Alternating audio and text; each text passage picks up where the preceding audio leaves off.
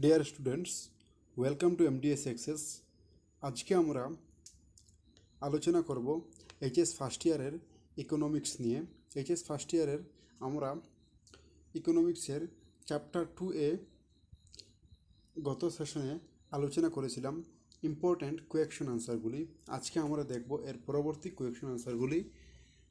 তো সবাই main text বুকের মধ্যে দেখতে পারবে, টেক্সট বুকের পেজ নাম্বার 52 মার্কসের যে কোয়েকশন আনসারগুলো আছে, আজকে আমরা সেগুলি ডিসকাশন করব। তো প্রথমেই আমরা দেখব what do you mean by internal and external sources of data. আমরা জানি যে ডাটা কালেকশনের দুইটি সোর্স আছে, একটি হলো ইন্টারনাল এবং আরেকটি হলো এক্সটার্নাল সোর্সেস অফ ডাটা। তো ইন্টারনাল সোর্সেস কি কি আমরা দেখব। Internal source of data are those which are obtained from the internal reports of an organisation. সাধারণত আমরা দেখে থাকি যে ইন্টারনাল সোর্সগুলো হলো যেমন কোনো অফিসের ইন্টারনাল কোনো রিপোর্ট। ধরে নেওয়া যাক যে একটি ডিস্ট্রিক্টের ডিসি অফিসে একটি ডিস্ট্রিক্টের গ্রামের পুয়ার মানুষের যে ডাটা আছে সেটি দেওয়া আছে area wise.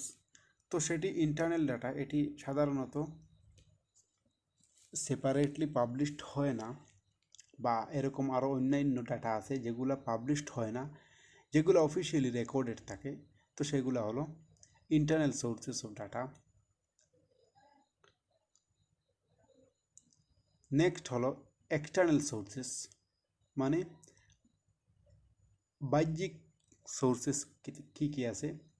External sources refer to those information collected from other sources.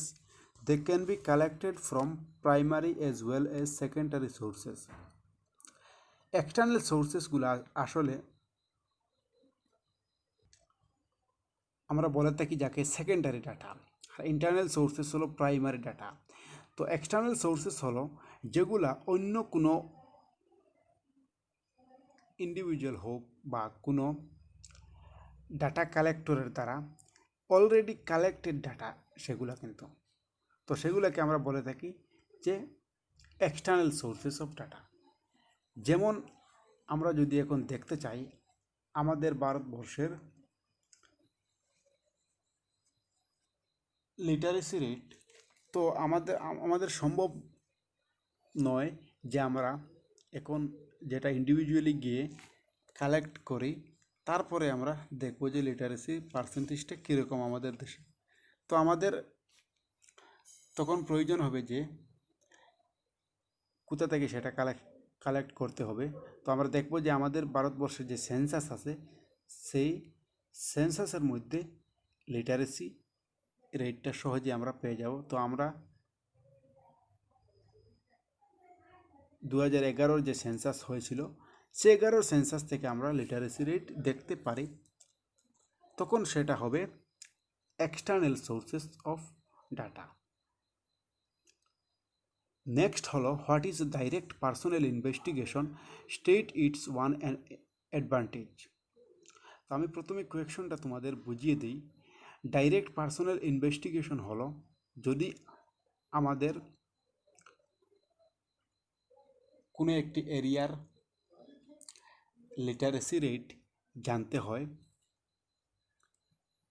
যেমন সামান্য কোনো একটি ওয়ার্ডের লিটারেসি রেট যদি জানতে হয়, তাহলে আমরা সেই ওয়ার্ডে গেলাম, গিয়ে যখন সেখানে জনগণের সাথে কথাবার্তা করলাম, তখন সেই ডাইরেক্টলি গিয়ে জনগণের সাথে কথাবার্তা করাকে বলা হয় ডাইরেক্ট পার্সোনাল ইনভেস্টিগেশন। এখন আমরা দেখব সংজ্ঞা দেখব। It is that method of investigation in which data, এখানে বইতে মিস্টেক হয়ে গেছে, এখানে ডাটা হবে, data are collected personally by the investigator by asking questions relating to the study. Direct personal ইনভেস্টিগেশনে যে ডাটা কালেক্টর তাকে তিনি ডাইরেক্টলি গিয়ে পার্সোনালি সেখানে গিয়ে মিট করবেন ইন্টারভিউয়ারের সাথে বা সেখানকার লোকদের সাথে এবং তাদেরকে জিজ্ঞাসা করবেন উনি যে রিলেটেড টপিক নিয়ে সেখানে গিয়েছেন ডাটা কালেকশনের জন্য সেটা নিয়ে তাদের সঙ্গে ডিসকাস করে স্টাডি করবেন এবং ডাটা কালেকশন করবেন। নেক্সট পার্ট বলেছে the state its one advantage. তো এই ধরনের ডাটা কালেকশনের পদ্ধতির একটি সুবিধা বলার জন্য বলেছে। তো এই ধরনের ডাটা কালেকশন করার পর আমরা সাধারণত জানি যে সেই ডাটা অ্যাকুরেট থাকবে এবং অরিজিনাল থাকবে, কোনো ধরনের দু নম্বরই থাকবে না, কোনো ধরনের মিস্টেক হওয়ার চান্স থাকবে না। তো এটা অ্যাডভান্টেজ হবে, the data collected are original and accurate.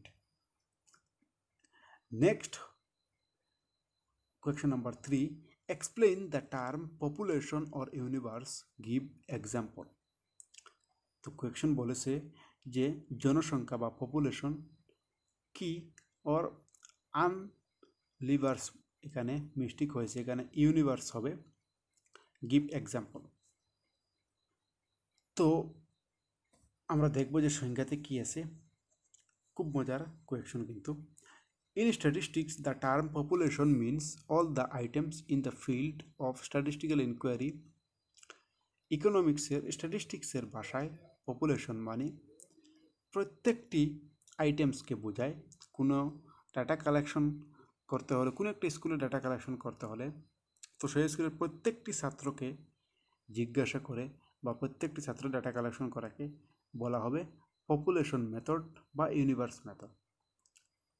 In other words, population refers to an aggregate of items, কোনো একটি আইটেমের টোটাল অ্যাগ্রিগেটকে বলা হবে population of items to be studied for the investigation. যে বিষয়ে আমরা স্টাডি করব, ইনভেস্টিগেশন করব, সে বিষয় নিয়ে প্রত্যেকটিকে নিয়ে স্টাডি করাকে বলা হবে পপুলেশন মেথড।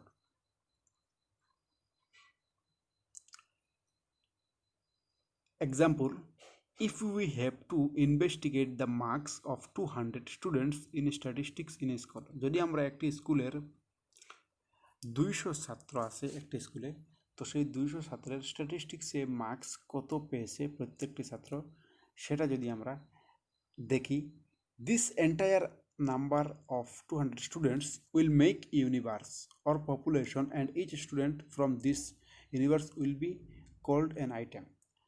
তো যখন এই 200 ছাত্রর প্রত্যেকটি ছাত্রকে আমরা এখানে স্টাডি করব যে কি মার্কস পেয়েছে, তো টোটাল ছাত্রকে বলা হবে পপুলেশন বা ইউনিভার্স এবং এক একটি ছাত্রকে বলা হবে এক একটি আইটেম। এই হলো পপুলেশন এবং তার এক্সাম্পল। নেক্সট আমরা দেখব what do you mean by the terms হবে এখানে। What do you mean by the terms sample and sampling. আমি পূর্বেই আলোচনা করেছি স্যাম্পল এবং স্যাম্পলিং সম্পর্কে। তোমরা নিশ্চয়ই বুঝে গেছো যে স্যাম্পল মানে যেমন 200টা স্টুডেন্টসের মধ্যে থেকে একটিকে তুলে নেওয়া হলো এবং একটা অনুমান করা হলো যে তাদের এভারেজ মার্ক কত হবে, সেটাকে বলা হবে স্যাম্পল। আর স্যাম্পলিং মানে হলো যে আমরা সাধারণত যখন এই মেথডটি অ্যাপ্লাই করব তখন স্যাম্পলিং মেথড হয়ে যাবে। Sample means selection of a few items as representatives of the all items belonging to the population or universe. Population or universe থেকে আমরা কয়েকটি আইটেমকে সিলেক্ট করব যাতে আমরা একটা ডাটা কালেকশন করতে পারি। Thus a part of whole population is called sample. তখন টোটাল পপুলেশন থেকে আমরা যেগুলোকে নির্বাচন করব সেগুলোকে বলা হবে স্যাম্পল। আর the process of selecting and sample units is termed as sampling. আর এই প্রসেসকে, যে প্রসেসে আমরা সিলেক্ট করব, যে প্রসেসে আমরা ডাটা কালেকশন করব, এই প্রসেসকে বলা হয় স্যাম্পলিং মেথড। তো আজকে এখানেই থাকবে, আমি বেশি লম্বা করব না, প্রতিদিন এভাবে শর্ট ভিডিও থাকবে যাতে তোমরা সহজেই বুঝতে পারো। আশা করি সবাই বুঝতে পেরেছো। যদি কারো বুঝতে কোনো অসুবিধা হয় আমাকে কমেন্ট করে জানাবে, আমি কমেন্ট সেকশনে উত্তর দেওয়ার চেষ্টা করব। সবাই ভালো থাকবেন, সুস্থ থাকবেন, ধন্যবাদ।